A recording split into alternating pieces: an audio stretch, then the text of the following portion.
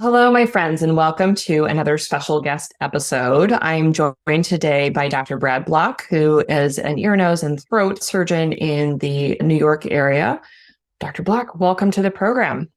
Dr. Mel, thank you so much for having me. I've really been looking forward to this. Tell us a little bit about yourself and your life and anything that you want to kind of share with the audience. I'd especially love for you to describe your podcast to us.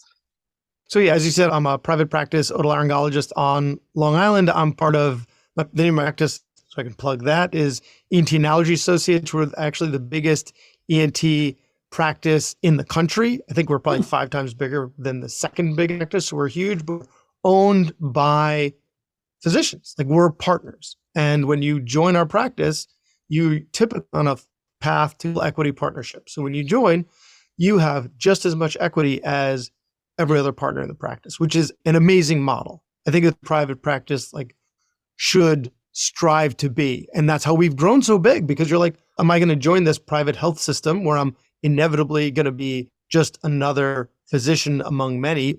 And I was single, I was living in Manhattan, and now I'm living in the suburbs on Long Island, married with 3 kids. And while I was practicing, one of the things that I realized was I wasn't moving through my day as efficiently as other people. Somehow other people were able to see more patients than me per hour and leave on time. And I was struggling to see just a couple of patients an hour. And I was like, what am I doing differently than them?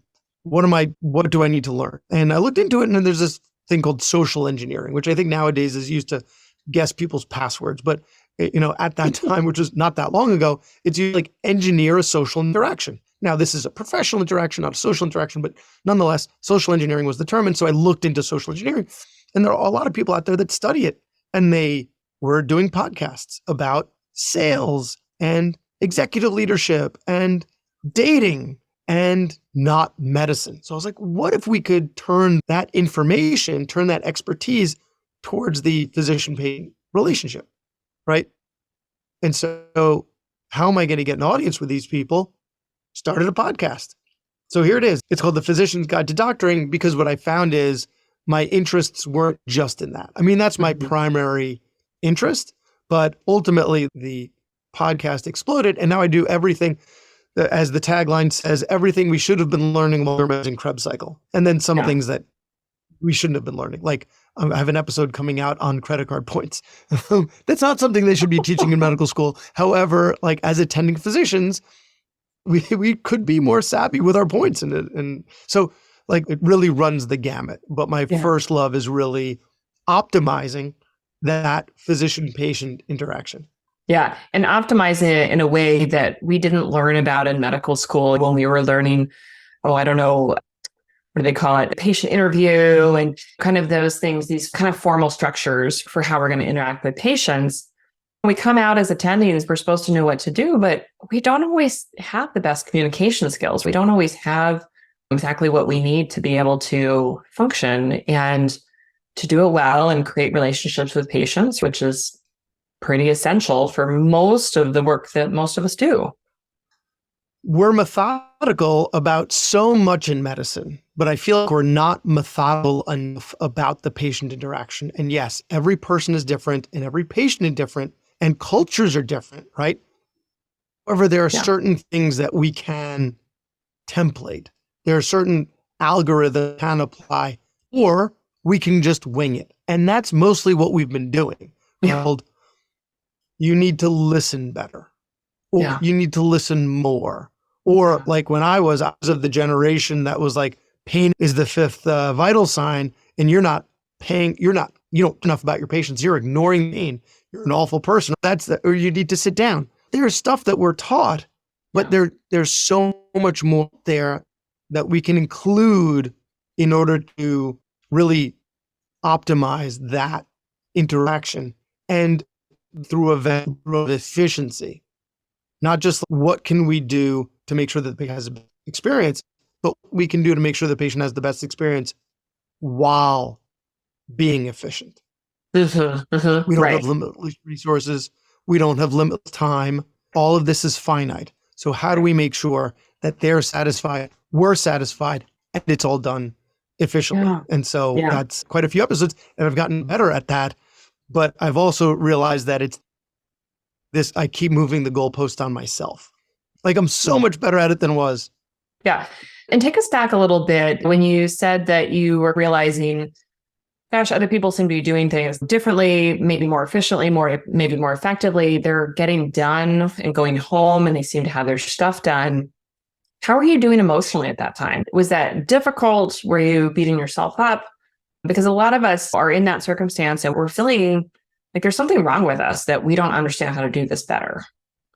At that point, it was this like, it was, my practice wasn't actually as busy as it is now.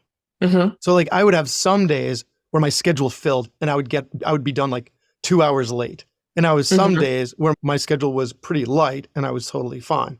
But it was just on those days that I had tons of patients. So that wasn't really the overwhelm. Actually, the podcast wasn't started specifically because of the overwhelm. The podcast later became the cause of the overwhelm. That's when it occurred. But it wasn't like the other way, maybe the other way around. Like I was able to increase my capacity because I became more efficient at it, because I was previously I just wasn't as busy. I was like a junior attending. You didn't have the patient count. Yeah. Exactly. Yeah. So talk to us a little bit about that as well, because with the podcast, we were talking before the show that it's very easy in anything that we do to sort of put ourselves into too much. And a lot of us who are practicing medicine might think, gosh, I want to go do this other stuff. I want to teach. I want to coach people. I might want to start a podcast. I might want to have this other business, thinking that will automatically be better, easier than what we're doing now for solely doing patient care. What's your experience been in starting that podcast? And what have you been learning about that as you've gone through?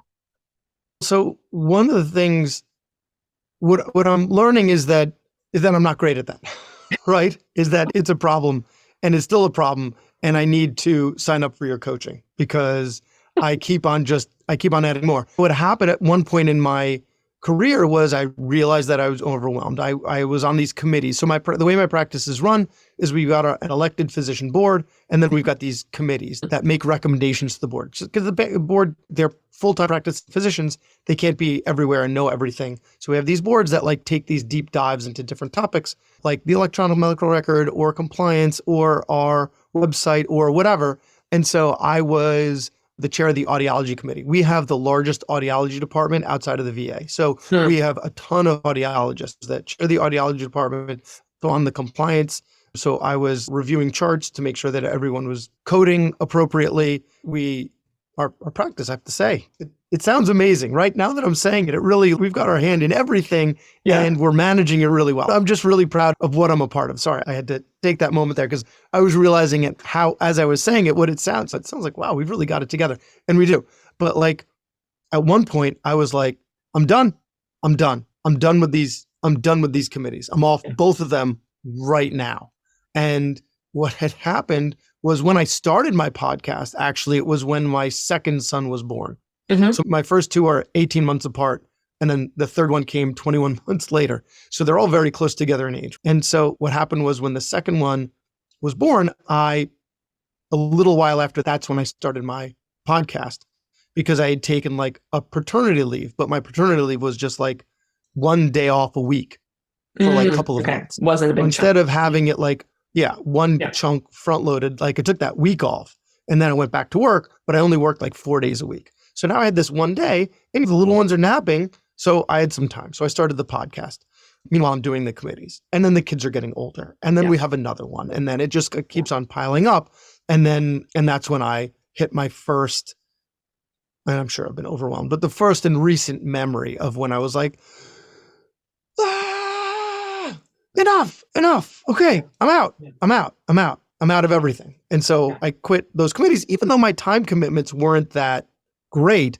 Like I stopped going to meetings and I was just like, I'm not going to anything anymore. You can't make me. No, I'm not a resident. You can't make me. Right. And then stuff started coming up again. Yeah. So I was in this good place, but bunch of little kids, nobody sleeping, still have a full-time job. Right. I'm the sole earner for the household. Like it still wasn't easy, but I think at that point I was at, as we've talked about before, whelm. I was Yeah. like, it was still a lot, but at least I wasn't overwhelmed. Yeah. And so that was, I think, my first real struggle with overwhelm. And I apologize. I've totally gotten away from the question now. And I don't know if I even answered it. What is it when someone has a psychological issue and it's like, is it train of thought? Is that the one where they like never make it back to the beginning question? Yeah, they're tangential. Really. Tangential, Like yes. I skidding, apologize. skidding right up. Yeah. Tangential. But did that? Yeah, no, and that describes it. And I think it's just something that we don't necessarily realize until we step out and do something differently, that we are generally not used to setting limits and boundaries, right? Kind of putting in time for self-care, making sure that we're not overextending, because we literally were trained in this overextend model and put everybody else first. And you have to ask permission to do this or that thing, even if it's using the bathroom. And when we come out, we have this permission to take back control of our lives, but no one ever tells us that. And if we're feeling really stressed within medicine and then we choose to do something else, I think it's important for us to realize that those tendencies to overwork ourselves can follow us into anything that we do, right? Even if it's going to be a stay-at-home parent, right? There's going to be a tendency to overdo it because you are used to doing so much. And suddenly you're gonna have the weight of the household on your shoulders. You're like, okay, my kids are only gonna eat organic, pureed vegetables that I'm gonna cut up into little shapes that are adorable, and everybody's gonna look immaculate, and the house is gonna be perfect. And why don't we remodel? We're just used to overwhelm, so many of us. And so I think, as you described, you were used to sort of doing too much, and so it's easy to like make something too big and not set aside that time and space for yourself, right? Or the time and space for your family. Let me tell you what happened next. So I quit all those committees, but I still got the podcast, do it once a week, going well. But something I've always been I talk about on my show and interview people about, and it's always been an interest in mine, is like the patient experience and also the staff experience, like customer service. And a lot of the stuff I read about customer service ultimately gets down to staff experience. The better the staff experience, the better your patients are going to be treated. And so I wanted to bring that ethos into my practice. Mm-hmm. So I started another committee. Now I'm the chair of the patient experience committee, and we're meeting, and now I'm doing stuff. But I mean, it's stuff that's really important to me and I'm passionate about, but it's compliance. It's hard to be passionate about compliance, reviewing charts, but like the patient experience, really important to me that the staff has as good experience as possible. And, here are the reasons why, so I started this committee, and then I decided my podcast, was recommended to me that if I increased the frequency of the episodes, my downloads would go up, and and then I'd be able to get more sponsorship, and I might be able to turn it into more of a business. So now I'm chairing this committee, and now I'm doing 2 episodes a week on the podcast. Absolutely. And yes. And so now and then there's other stuff that I want to do with my practice as well. Yeah. Like, I thought about maybe running for the board. For any of the ones who listen, who are in my practice, I'm not running for the board. I'm not, this is me, right? I'm not ever, maybe not ever, but this point in my life, clearly not the right time for me. But there is that voice. Maybe you should. It's this constant, and I think naming it and recognizing it, that our tendency is to do that, is so important. I don't want to live with regret. I don't want to live with regret that I never did this. Right. I never went back to school and got that MBA and JD and this. Everybody. Yeah. What about these other people that are doing this? Don't you see? But Megan, don't you see these other people online with their coaching businesses and how successful they are? Like those voices. Yeah. No, it's so true. And I don't know, we'll see things out there in the world, give 110% and go all in. And I actually tell people, you know what? Not for us. Turns out we're too good at doing that, because you say 110, it's going to be 120. Yeah. And we tend to have much more struggle, right, around taking that time for ourselves, taking that time for our families, creating hard stops for ourselves. And so I think that's really helpful for people to hear, right, that we we have to sort of constantly be working and adjusting and figuring out, and we have to constantly be saying no to great opportunities and being really clear on what our priorities are, because a lot of great stuff will come our way. Yeah. Can't do it all. But it's hard. It's a struggle for most of us. Yeah. Not just you and me who are on. And yes, some committees we're really passionate about, right? And others are not for us, but we were flattered to be asked. Yeah. Right. And we got to learn to like let go and say no. No, thank you. No, thank you. But yes, it's a never ending cycle. Tell us how you are learning how to tune into that.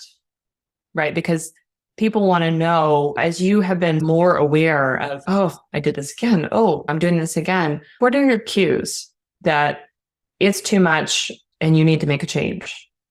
I think there's an incorrect assumption in that question that I am attuned to it and I am getting better at it. Yeah. And it's only been since our conversations that I've become more aware of it. It's almost, listen, I don't want to equate it with addiction, but there is a smidge of similarity there. Yeah. Right? It just, we just gravitate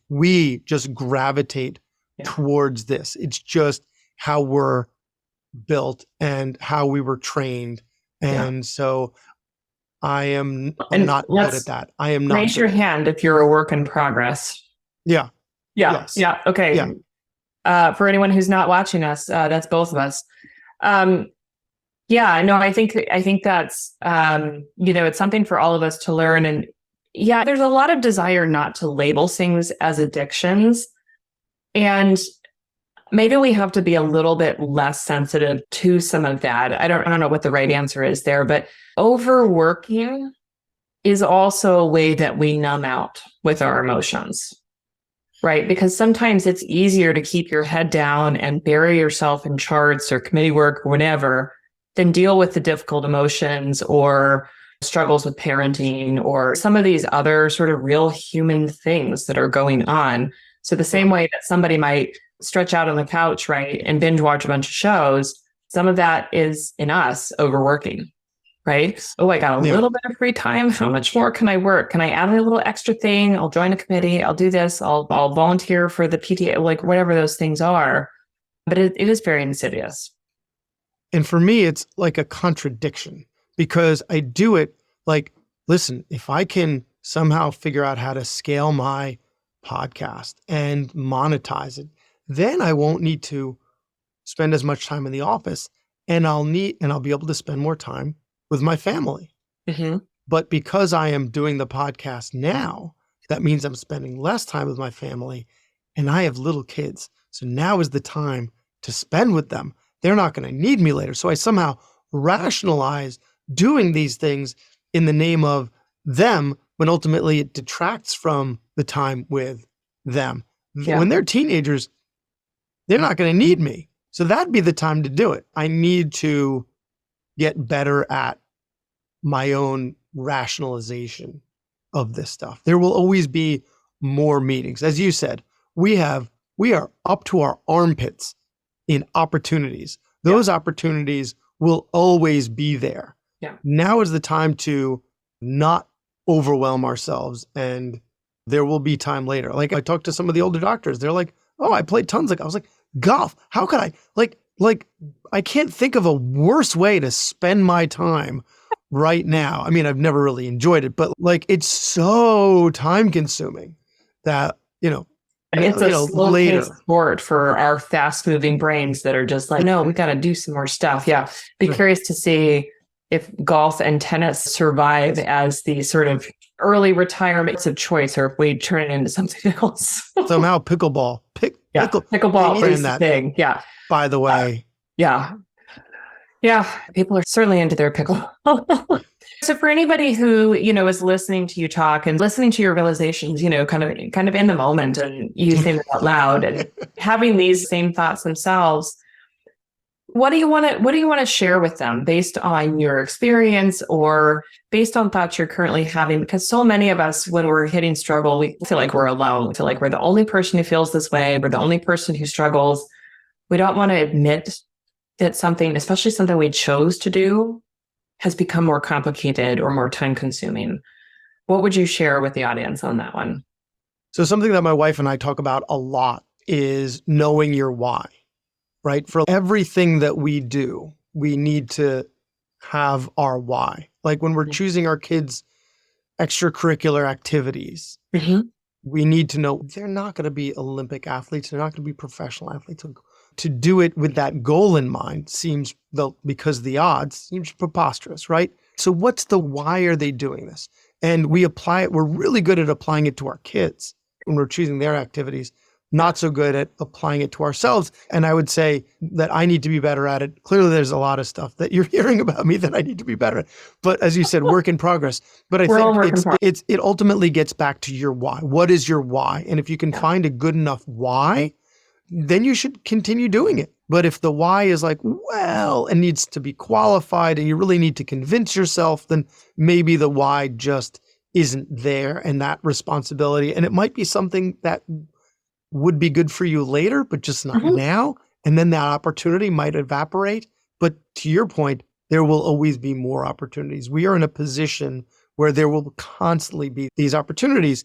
And even if it seemed like the right one, if the why just wasn't there, then maybe it wasn't the right one. So it's really important to know your why.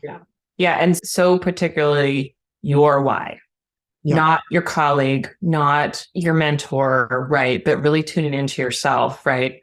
Which is another thing that we often don't do. What is my why? My why is I want to create these things in the world. I want to spend time with my family in this way. And therefore, that's going to influence my decisions. Yeah. And then the other thing is play to your strengths, right? Some people are like, no, you really got to shore up your weaknesses. No, especially at this point in our career, like maybe when you're in high school, you should try and shore up your weaknesses. But at this point in our careers, like you really got to play to your strengths. So is whatever it is you're doing, is it playing to your strengths? Because that's where you're really going to thrive. And you outsource your weaknesses. Get someone else to shore up your weaknesses. So know your why, and then make sure whatever you're doing, it plays to your strengths. Yeah, because we can hustle and learn a lot of things, right? We could do our own taxes. We could, I don't know, replace the gasket on some machine around the house. Is that really what we want to do? Is that really how we want to spend our time now? And maybe it is. Maybe it is. I've got a neighbor who thrives in that stuff, right? Yeah. That's his Zen place, right? And if it is, then go be you. Yeah. Yeah. Very good. For anyone who's listening, please tell us where we can find your podcast. Please name it for us again, and where people can find more about you and your practice and everything that's going on. So, Physician's Guide to Doctoring. So you can find it. The website's physiciansguidetodoctoring.com. The Instagram handle and Twitter, if it still exists by the time of this publishing, is @Physician's Guide. And then LinkedIn, I'm Bradley B. Block, MD on LinkedIn. And obviously available on all podcast players. So just look it up, either Bradley Block or Physician's Guide to Doctoring, and you'll find me. And, leave both of us 5-star reviews if you can, please. Oh, thank you for that. Yeah, I love that. You heard him. All right. 5-star reviews for everybody. Brad, thank you so much for joining me today. It was a pleasure to talk with you. And go check out his podcast, everyone. You get some good stuff there. Thank you.